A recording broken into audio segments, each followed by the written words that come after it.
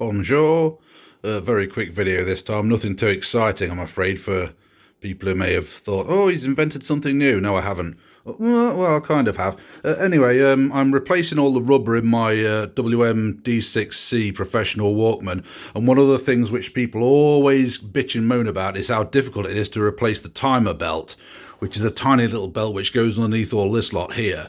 And some people fanny around for hours with tweezers. Some people disassemble all of this mechanism part here just to get to it. And I've come up with a really easy way to do it. And that is this. Take your replacement belt and wrap it in a little piece of paper. So then you've got some rigidity, and just leave a little loop sticking out the end there. And I've just practiced with it, and it's very easy, but I'm not sure how easy it'll be on camera. Where is the...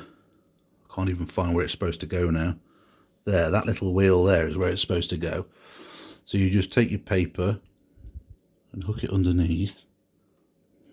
I'm trying to do this while looking at the...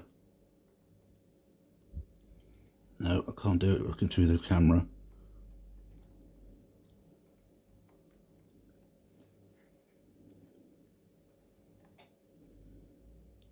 There we go.